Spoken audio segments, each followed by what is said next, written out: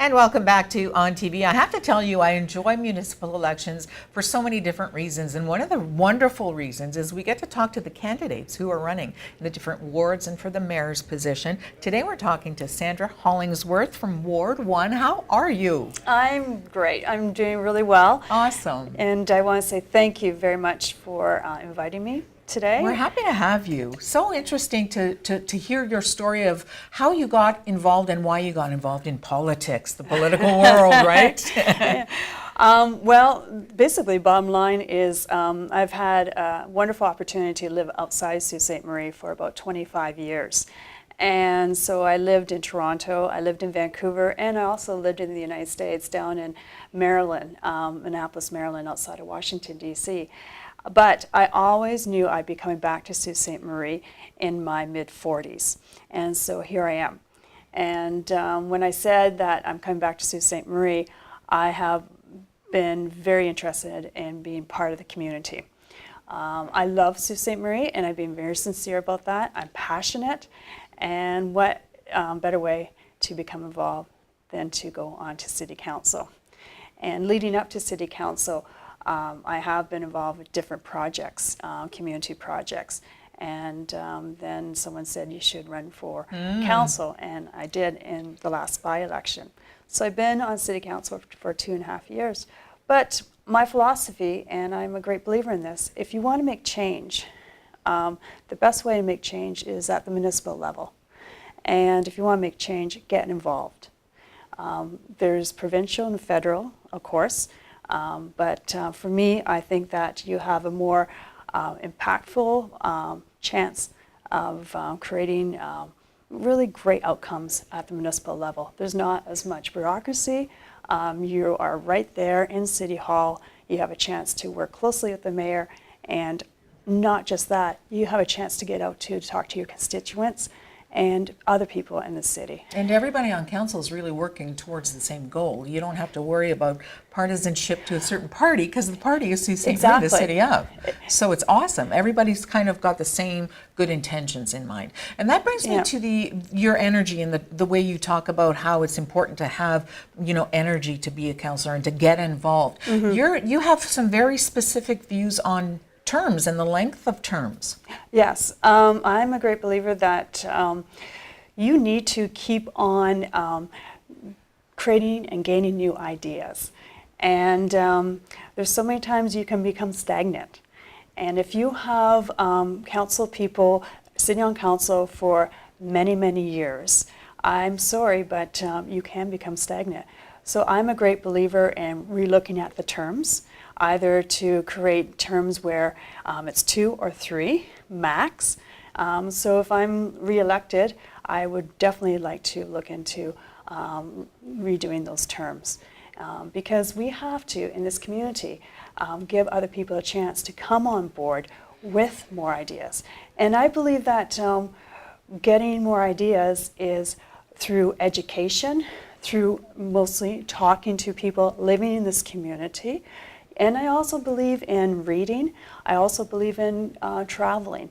And you can borrow different ideas. For example, I feel that Detroit, which is only 5 hours away, is doing a wonderful, wonderful job in revitalization. Because they took a kick, didn't they? They certainly did. My. Economically, socially, as you know, they have many different social issues. But when you wander down there and you speak to Bedrock, Bedrock is the main development company, which was really started by Quicken Loans, the gentleman that owns Quicken Loans. And he believes in the young, and so he's doing a lot of redevelopment around young professionals. He also believes in social issues, and he's redoing the social issues. There's more community gardens downtown in Detroit. There's also free activities. So a lot of these inexpensive ideas can be borrowed and brought to Sault Ste. Marie, which I've been trying to do. And hence the traveling and why it's such a good idea in so many ways to bring these wonderful ideas back home. Exactly. And there's so many times that we hear, let's hire a consultant. I'm not convinced that we need to hire consultants all the time. So basically, just to conclude, speak to the people here in Sault Ste. Marie. Everyone has great ideas. Everyone's passionate. Do more focus groups. Don't do the focus groups down at City Hall, but basically go out to the people. Go out to the John Rose Center when the parents are there dropping their kids off for swim classes. That's right. Go to the Greyhound hockey games and ask people there. And that is where you're going to start to understand what people want in the community. And most of all, go to other communities. Parry Sound, it's gone through a lot of great changes. And just borrow. Bring some of the good stuff back home. Bring some of the good stuff back home. Right. It's not rocket science. You know, one of the big issues that people are talking about in Sault Ste. Marie, and there's a little bit of confusion around it, is the Neuroma and the status at this point of the Neuroma. Yeah. You brought up this really interesting perspective. Explain that to us, because it was in a published piece that you published yesterday. Well, the debate for the last 6 months do we save the Neuroma or not? Right. What we're really looking at is we have a new board, or the Neuroma has a new board. 60% of the board members are young, between the ages of 25 and 35. So is it about saving the Neuroma, or is it about giving these young people a chance? I think that most people who have had a chance to go down to visit the Neuroma has seen some wonderful positive improvements.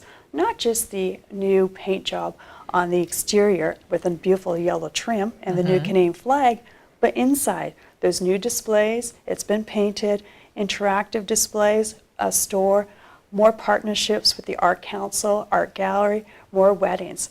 These are improvements. And those new ideas you were talking about, right? Exactly. Listen to the young people, give them a chance. Right, and this all is because of the young people.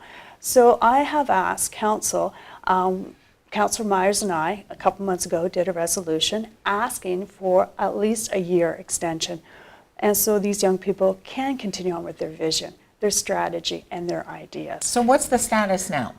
The status now is that the report is supposed to come back to us Monday, September 10th. But as of yesterday, I was speaking with the mayor, and that has been delayed to September 24th. But there's a positive. The reason it's been delayed is that I really think the people that have signed the petition, the people that have voiced their concerns, maybe my press release, have convinced that the mayor is turning and changing his mind, that we should give these young people a chance. If nothing's been done with the same old board, and the past board did a great job as well, then different story. But are we not here trying to promote our young? Do we not want our young professionals or young people involved with community issues? This is an issue that they're passionate about, then give them a chance. And I like to stand up for the young people, because they are their future. We don't want them to leave our community. Well, I was going to say one of our big issues in Sault Ste. Marie is that the outflow of young people as soon as they graduate, never come back home, or leave home and never come back. Yeah. And you know, if they hear about things like this brewing and they're feeling like maybe we would be listened to, they'll come back home. Exactly. And I hope that this is a good example where they want to come back home, get more involved, and they're the essence of the foundation of our community, right? They can teach us so much. They can. And they're the ones that come up with more creative solutions. And going back to Parry Sound in Detroit, where these two communities have changed, it's because of the young people. And another passion that you have is small business in Sault Ste. Marie. Very much so. Such a big struggle. Boy, you have to be brave to be a business person, don't you? You do. Oh my gosh, such a commitment. Well, I want to say congratulations to your network. Thank you. Thanks. You're entrepreneurs all around the studio, and so thank you for what you're doing for Sault Ste. Marie. I have always said this to myself ever since I took economics in university, that to be in Northern Ontario, or just to be in the North, you have to be an entrepreneur and to survive. And the bottom line as well is that in our community, yes, we have Algoma Steel, which is wonderful. It does obviously supply a lot of jobs, and it does impact, yes, the ripple effect impacts many other family businesses, small businesses. But when Algoma Steel is struggling, it's the small businesses, it's the family businesses that keeps people employed, that keeps our GDP going. And so we have to remember that they are the backbone to our economy as well. And we have to stop and realize we need to listen to small businesses. So how would, as a municipal councillor, Yeah. how do you think supporting small business would be effective? Well, there's many ways. Many people will say, well, reduce our taxes. Yes, that is definitely a concern. And we have, of course, our taxes for our residents. We have our taxes, commercial, industrial, and so forth. So I call it the equation. A change X is going to affect and impact Y. But still, there's ways around to manage the tax system. Of course, there's incentives. We are sometimes regulated, our hands are tied Sure. because of municipal bylaws and regulations that's instilled by the province. But with some creative thinking, we can give more to our small businesses, not just through taxes, but through incentives. Are you going to grow your business? Then perhaps that over the next few years, you would receive a break. We need to go out and ask our small businesses, what else do you want from us? Is it more of a discount on the roads? Is it more to help you find the qualified, skilled labor? As you know, we own a family business. We have had a business for 100 years. We're in manufacturing. And the challenge that we're facing, which is what most people are facing in this city, is skilled labor. And right now, we are also looking for skilled labor.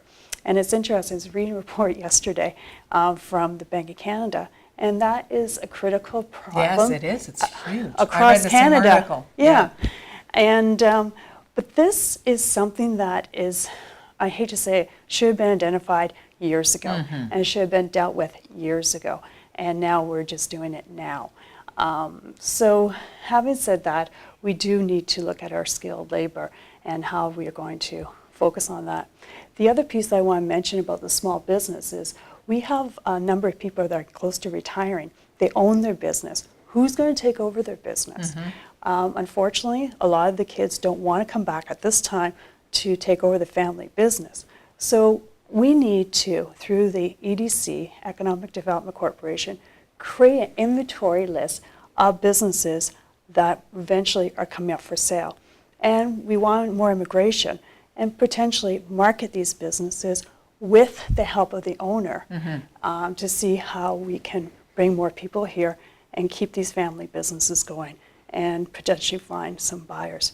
Well, I have to tell you, I'm so looking forward to this this campaign, and best of luck, and I appreciate it. Thank you. continued good hard work. Thank you. Thank you. Nice to talk to you. And again, I want to say thank you to you and to what everyone does here, because you're the voice of Sault Ste. Marie, along with other medias, and because as you keep on growing, you're going to help Sault Ste. Marie. So lots of energy here, and keep up the good work. Thank you so much, Sandra. Good to see you. You too. We'll be back on TV right after this.